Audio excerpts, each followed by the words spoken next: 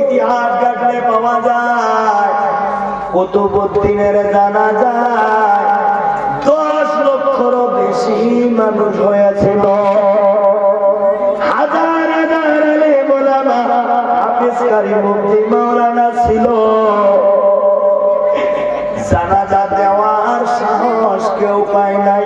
যেই সামনে যায় খাদেম বলে দেয়, না না না, আমার হুজুরের ঘোষণা, আমার হুজুরের জানাজার ইমামতি যে করবে 1 নম্বর তাকবীরুল আযান, নামাজ ফরজ হওয়া অর্থাৎ 10 বছর বয়স থেকে জীবনে যার তাকবীরুল আযান হয় না, 1 2 জীবনে যার কোনদিন আসরের ফরজের আগে 4 রাকাত সুন্নতে গায়ের মুআক্কিদা কোনদিন ফরজ হয় নাই, বাদ দেয় নাই। 3 নম্বর 40 বছর যাবত তাহাজ্জুদ কাজা করে নাই। 4 নম্বর যে নিজের স্ত্রী ব্যতীত অন্য কোন মহিলার দিকে কুনজরে তাকায় না, সেই ব্যক্তি আমার হুজুরের জানাজা দিবে।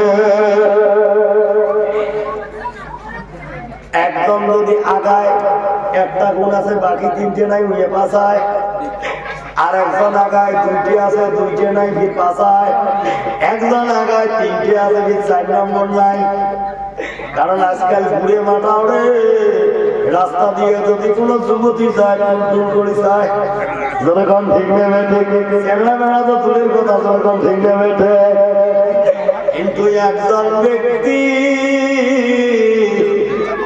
কান্দি কান্দি নয়ন জল দিয়ে গাল বয়ে যায়, মাথা নিচু করে আস্তে আস্তে হুজুরের জানাজা দিবার জন্য সামনে যায় আর বলে, হুজুর এতদিন পর্যন্ত আমার এই আমল গোপন ছিল, আজকে আপনি প্রকাশ করে দিলেন, সবার নজরে আমার গোপন আমল ওপেন করলেন। সেই ব্যক্তিটার নাম বলবো শোনা, 500 টাকা লাগে রে। নামটা বলার আগে 15 সেকেন্ড দিলে 500, নামটা বলবো ইনশাল্লাহ। 500 দিলে 57,000 হয়। নাই বাবা নাই। ওই ব্যক্তিটার নাম হলো তৎকালীন ভারতবর্ষ শাসক, বর্তমানের ভারতবর্ষ না, বাংলাদেশ, পাকিস্তান, শ্রীলঙ্কা এবং ভারতবর্ষ, এই 4টে দেশ মিলে একটা ছিল ভারত।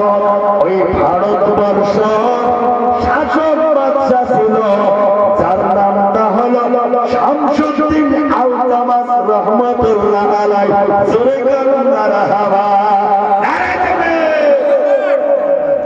ভারতবর্ষের বাদশা হয়া এলে ছাড়ে নাই।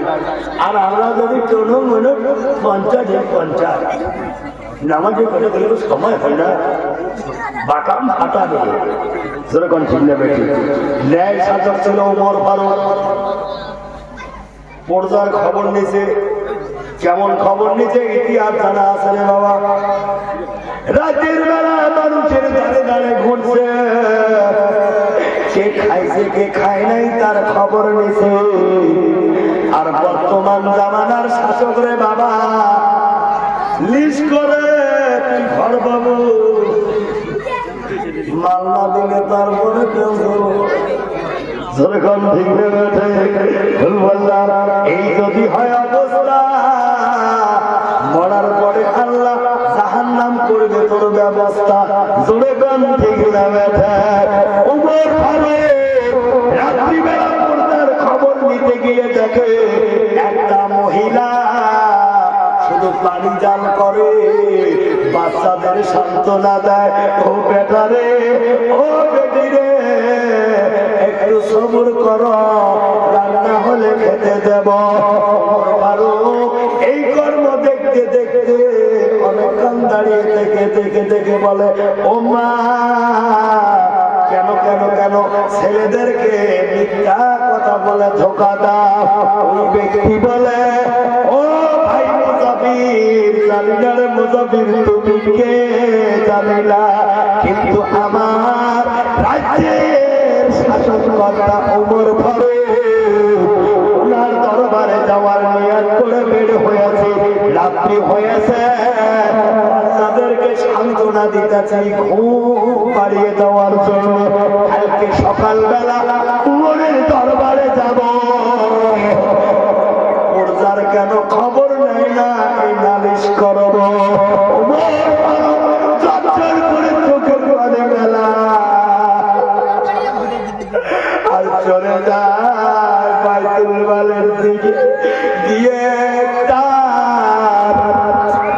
যে দাস ছিল আসলামকে বলে, আসলাম রে তুমি আটার বস্তা আমি উমরের মাথায় তুলে দাও, আমার আজকে না খায়া আছে।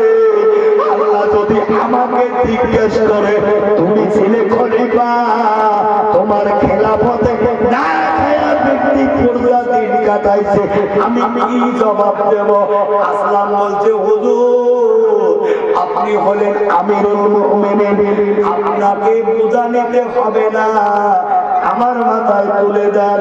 হযরত ওমর বলছে রে আসলাম এই বিষয় জিজ্ঞাসা করলে আমি উমরকে করবে, আমি উমরকে বহন করতে দাও।